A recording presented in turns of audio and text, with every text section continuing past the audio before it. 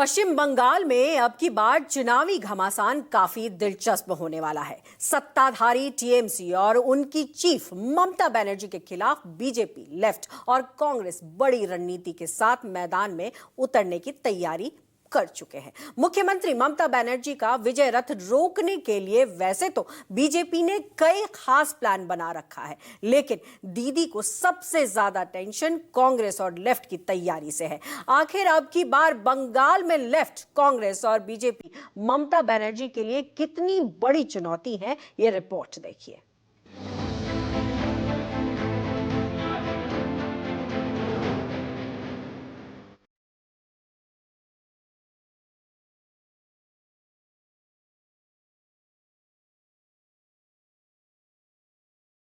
हम पूरी ताकत के साथ वेस्ट बंगाल में खोई हुई जो जगह थी उसको रिगेन करने का काम करेंगे।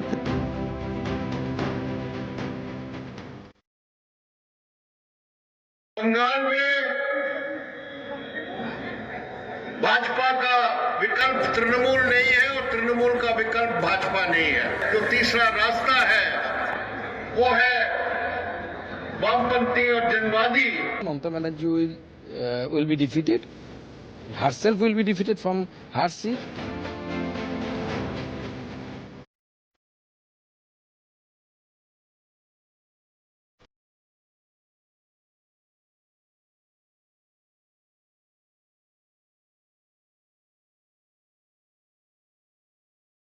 আর মিথ্যের কাছে আত্মসমর্পণ নয়। বিজেপি কংগ্রেস সিপিএম এর জামানত জব্দ করুন আর বাংলার মাকে এগিয়ে যেতে দিন, বাংলার ভাই বোনদের এগিয়ে যেতে দিন। बंगाल में ममता का फिक्स प्लान, 26 में मोदी मैजिक का बड़ा इम्तिहान।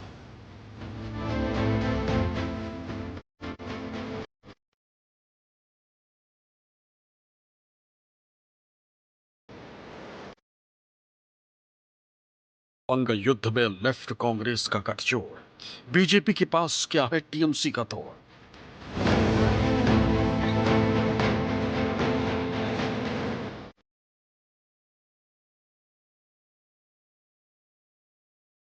अब की बार लेफ्ट कांग्रेस और बीजेपी दीदी के लिए कितनी बड़ी चुनौती।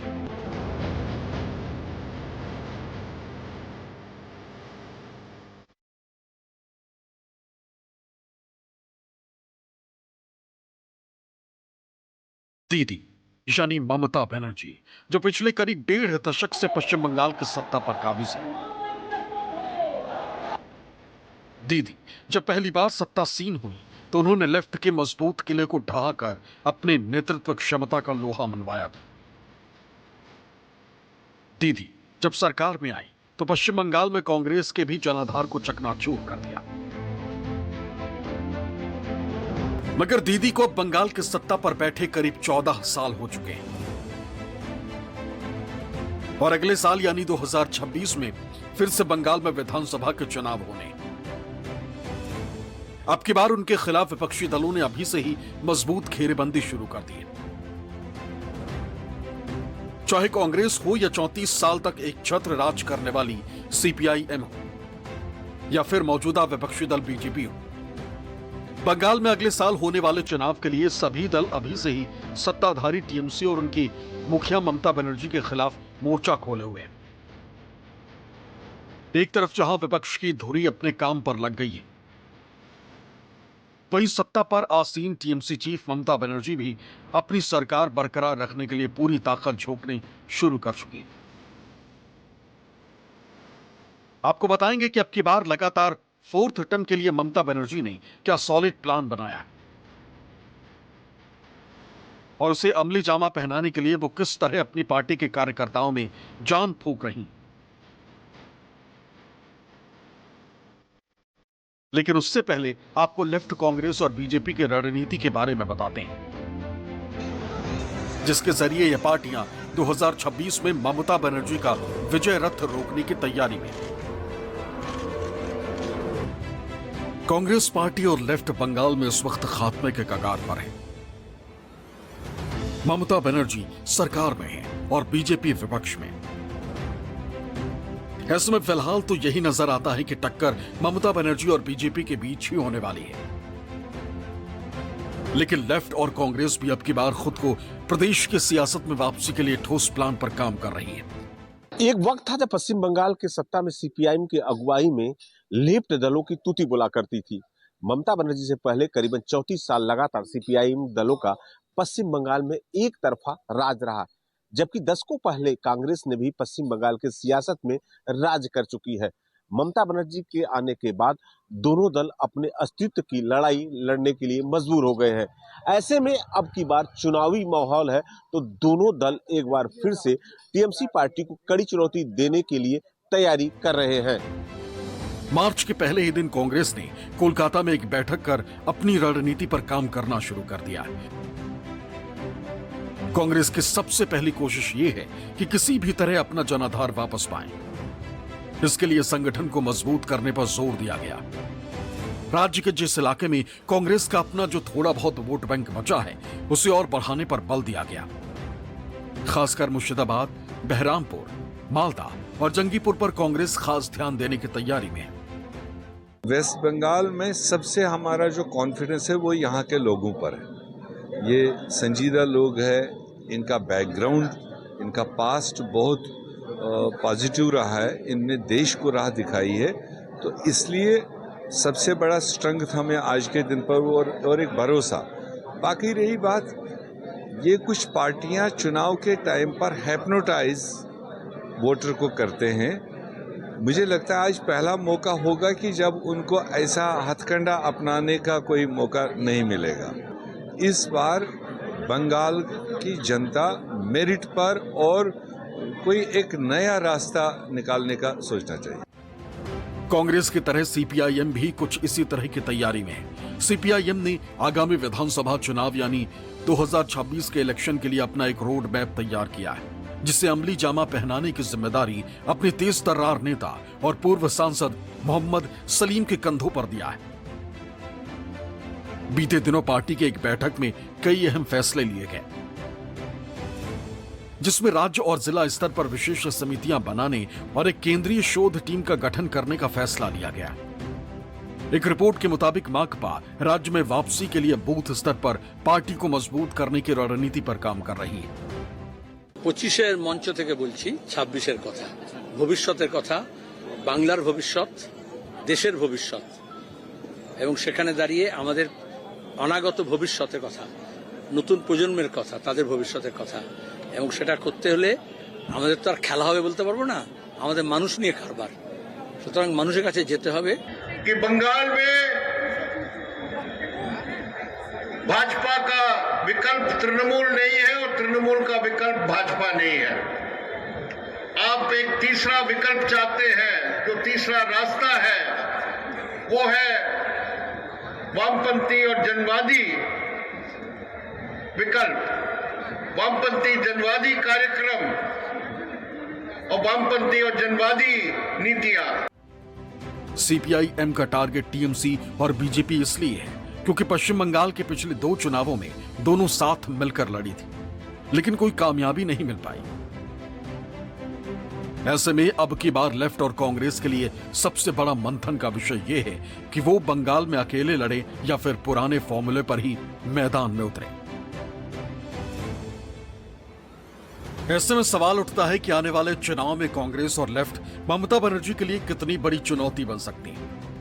अभी जो स्थिति है कांग्रेस की और लेफ्ट की, उसमें लीडर नहीं है, एक लीडरलेस पार्टी हो गया यहाँ लेफ्ट एंड कांग्रेस। तो उनका चुनौती है कि ये जो आने वाला 2026 में जो वोट है, क्या वो लोग विधानसभा में अपने पैर रख सकेंगे या नहीं, यही उनका चुनौती है। ममता को तो अच्छा ही होगा अगर लेफ्ट और कांग्रेस का वोट बढ़ेंगे तो, क्योंकि तब बीजेपी का वोट कमेगा, क्योंकि वो तो विरोधी वोट अपने झोला में लाएंगे। ममता का जो विरोधी वोट है वो वोट झोला में लाएंगे। ये तो ममता का सुविधा होगा अगर कांग्रेस और लेफ्ट का शक्ति बढ़ेगा। इधर भारतीय जनता पार्टी भी पूरी तैयारी में है। बीजेपी का इस वक्त बंगाल में टीएमसी के बाद सबसे बड़ा होल्ड है। टीएमसी जहां सत्ता में है, वहीं बीजेपी प्रदेश के मुख्य विपक्षी दल है। पश्चिम बंगाल में बीजेपी का उदय काफी तेजी गति से हुआ है। पिछले 10 साल में बीजेपी पश्चिम बंगाल में मुख्य विपक्ष के रूप में उभरी है और बीजेपी अब पश्चिम बंगाल में टीएमसी को बराबर का टक्कर दे रही है।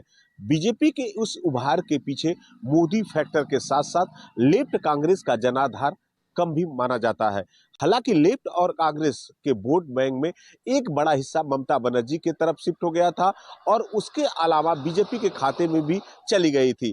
फिलहाल जहां टीएमसी के वोट प्रतिशत में लगातार बढ़ रहा है, वहीं बीजेपी का भी प्रयास है कि अपने वोट बैंक को कैसे बढ़ाया जाए। और यही समीकरण बीजेपी के लिए बंगाल में बूस्टअप की तरह काम कर रहा है। बीजेपी अपने पुराने फॉर्मूले के साथ ही नया प्लान भी बना रही है और वो प्लान है वोटों का ध्रुवीकरण। दरअसल बीजेपी कई महीनों से बंगाल में वोटों के ध्रुवीकरण के लिए काम कर रही है। बीजेपी का पूरा फोकस बंगाल के हिंदू वोटर्स पर है। साथ ही जिन इलाकों में मुस्लिम वोटर स्ट्रांग हैं, उन इलाकों के वोटर लिस्ट की जांच कराने पर भी फोकस कर रही है। इसके अलावा बीजेपी के पास मोदी फैक्टर तो है ही। और पश्चिम बंगाल की हिंदुओं के सामने आगे आने वाला चुनाव करो या मरो की स्थिति है। अगर ममता बनर्जी की सरकार को हिंदू हटा नहीं पाए तो आगे आने वाले समय में बांग्लादेशी हिंदुओं के साथ जो घटना घट रही है, हम टीवी में न्यूज में देख रहे हैं, उसी तरीके की घटनाएं बंगाल में हिंदुओं के साथ होगी। बीजेपी भले ही हिंदुओं को एकजुट करने की कोशिश में, लेकिन बीजेपी के इस प्लान की काट ममता बनर्जी ने भी ढूंढ निकाली। ममता बनर्जी ने बीजेपी को हिंदू विरोधी बताते हुए बंगाल में अभी से ही घेरना शुरू कर दिया। বিবেকানন্দের হিন্দু ধর্মকে ওরা ভুলিয়ে দিচ্ছে, ওরা বহিরাগত হিন্দু ধর্মের নামে হিন্দু ধর্মের বদনাম করছে, অসম্মান করছে। আর তপশিলি জাতিদের ওরা ইলেকশনের সময় ভোট নেয়, আর ভোট নিয়ে যাওয়ার পরে তারা বাবা সাহেব আম্বেদকরের ফটো তুলে দেয় দিল্লির পিএমের অফিস থেকে। লজ্জা করে না? মিথ্যে কথা বললেন মমতা ব্যানার্জি কমিউনাল, তাই সবে বরাতে দুদিন ছুটি দিয়েছেন। উনি জানেন না ওনারা মিথ্যে কথা বলার আগে 14ই জানুয়ারি আমি দুদিন ছুটি দিয়েছিলাম, তার কারণ একদিন ছিল সবে বরাতের ছুটি আর একটা দিন ছিল পঞ্চানন বর্মার জন্মদিন। আরে ভুলে গেলে চলবে? আমরা সর্বধর্ম ভালোবাসি, কোনটা করি না? দুর্গাপুজোয় কতদিন ছুটি দিই? কি কমরেডরা? বিজেপিকে এখন আমি বলবো কমরেড, গেরুয়া কমরেড। यानी ममता बनर्जी ने बीजेपी को भगवा कॉमरेड की उपाधि देकर एक बड़ा एजेंडा सेट कर दिया है। ऐसे में सवाल है कि बंगाल में अब की बार दीदी को बीजेपी कितनी बड़ी चुनौती दे सकती है। ममता बनर्जी ने क्यों इतनी आगे क्लैरियन कॉल दिए है? क्योंकि बांग्लादेश की ये जो स्थिति है उसे कुछ चेंज शिफ्टिंग ऑफ मूड्स हो रहा है, urban middle class, semi urban middle class and in the lower class. इन लोगों में थोड़ा सा वो जो बीजेपी का लक्ष्य है कि पोलराइजेशन, ये पोलराइजेशन बढ़ रहा है, ये ममता बनर्जी का सबसे बड़ा थ्रेट होगा। इसको वो ये थ्रेट को संभालने के लिए वो अपने, अब देखिए कि सॉफ्ट हिंदुत्व में जा रहे हैं। वो विधानसभा में खड़े होके कहते हैं कि हम गर्व से कहते हैं हम ब्राह्मण हैं, हम हिंदू हैं। ये एक रणनीति है। साफ है टीएमसी और ममता बनर्जी को आने वाले विधानसभा चुनाव में घेरने के लिए सभी दलों ने अपनी अपनी रणनीति बना रखी। लेकिन ममता बनर्जी भी सियासत की मंझी हुई खिलाड़ी हैं। उन्होंने भी अपनी सत्ता बरकरार रखने के लिए अपना दमखम दिखाना शुरू कर दिया।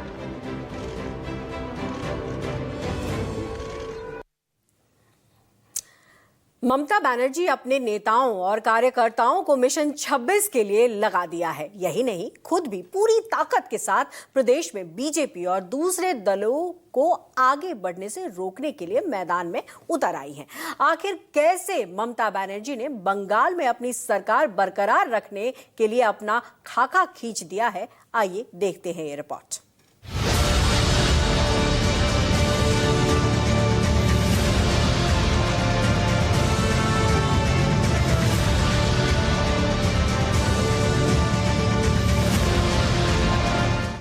पश्चिम बंगाल इस वक्त ममता बनर्जी का सबसे मजबूत किला है और अपने इस किले को बरकरार रखने के लिए ममता बनर्जी खुद पूरे दमखम के साथ मैदान में। ममता बनर्जी की कोशिश न सिर्फ सत्ता में कायम रहने की है, बल्कि 2/3 मेजोरिटी के साथ एक बार फिर 200 से ज्यादा सीट जीतकर लगातार चौथी बार सरकार बनाने की है। इसलिए ममता बनर्जी ने अपने कार्यकर्ताओं का हौसला बढ़ाते हुए कह रही हैं कि अब की बार बीजेपी समेत सभी दलों की जमानत जब्त करानी है। আর ইসবার ওই বলেছিল না আগের বার এসে ইসবার 200 পার আর দিল্লিতে বলেছিল ইসবার 400 পার, বিজেপির জামানত জব্দ করতে হবে। এবারে জামানত জব্দ করার পালা, আর মিথ্যের কাছে আত্মসমর্পণ নয়। বিজেপি কংগ্রেস সিপিএম এর জামানত জব্দ করুন আর বাংলার মাকে এগিয়ে যেতে দিন, बांग्लार भाई बंदर एगिए जेते दिन। हालांकि वो अलग बात है कि बीजेपी इस पर पलटवार करते हुए ये कह रही है कि अब की बार 200 सीट लाकर न सिर्फ ममता बनर्जी को सत्ता से बेदखल करना है, बल्कि दीदी खुद अपनी सीट भी हारने वाली। आज 200 सीट लेकर यहाँ मोदी जी का सरकार डबल इंजन का सरकार बनने वाला है। In next assembly election, Mamata Banerjee will be defeated. Herself will be defeated from her seat, and her party will lose the election. जाहिर है बंगाल का रण अब की बार काफी टफ होने वाला है। ऐसे में अब जरा पश्चिम बंगाल में हुए विधानसभा के आखिरी 4 चुनावों का रिजल्ट भी जान लीजिए। सबसे पहले बात 2006 की। इस चुनाव में ममता बनर्जी की टीएमसी को महज 30 सीटें मिली थी, जबकि बीजेपी का खाता भी नहीं खुला था। वहीं 176 सीट लाकर सीपीआईएम एक बार फिर अपनी सरकार बनाने में कामयाब रही थी। उस चुनाव में कांग्रेस के खाते में जहां 21 सीटें आई थी, वहीं 67 सीट अन्य दलों के हिस्से में गई थी। इसके बाद हुए 2011 के चुनाव में बंगाल के इतिहास का इसे सबसे दिलचस्प चुनाव कहा गया। इस चुनाव में 184 सीट लाकर ममता बनर्जी ने 34 साल पुराने लेफ्ट के किले को धराशायी कर दिया और पहली बार सत्ता के शीर्ष पर पहुंच गई। वहीं बीजेपी का इस बार भी खाता नहीं खुला था, जबकि तत्कालीन सत्ताधारी सीपीआईएम का ग्राफ गिरकर 40 पर आ गया था। इस चुनाव में कांग्रेस को 42 और अन्य के खाते में 28 सीटें गई थी। इसके बाद 2016 के विधानसभा चुनाव में टीएमसी का ग्राफ बढ़कर 200 पार जाते हुए 211 तक पहुंच गया, जबकि बीजेपी भी 3 सीटों के साथ खाता खोलने में कामयाब रही थी। वहीं सीपीआईएम भारी गिरावट के साथ 26 पर लुढ़क कर आ गई। हालांकि कांग्रेस का प्रदर्शन इस चुनाव में बेहतर रहा था और उसे 44 सीटें मिली थी, जबकि 10 सीट अन्य के खाते में गई थी। फिर बारी आती है पिछले यानी 2021 के चुनाव की। इस चुनाव में ममता बनर्जी सारे रिकॉर्ड तोड़ते हुए न सिर्फ 215 सीट पाने में कामयाब रही, बल्कि प्रदेश की सत्ता में हैट्रिक भी लगाई। सबसे चौंकाने वाला रिजल्ट बीजेपी के हिस्से में आया था, क्योंकि इस चुनाव में बीजेपी 3 से बढ़कर सीधे 77 सीट पर पहुंच गई, जबकि लेफ्ट और कांग्रेस का सूपड़ा साफ हो गया। वहीं महज 2 सीटें अन्य के खाते में गईं। ऐसे में अब सबकी नजरें अगले साल यानी 2026 में होने वाले विधानसभा चुनाव पर टिक गई। देखना दिलचस्प होगा कि टीएमसी अपने विपक्षी बीजेपी और लेफ्ट कांग्रेस के चक्रव्यूह में फंसकर सत्ता गंवा देती है, या फिर ममता बनर्जी अपनी करिश्माई नेतृत्व के दम पर बंगाल में अब की बार अपनी जीत का चौका लगाने में कामयाब रहती है। Bureau report, news 24। निष्पक्ष,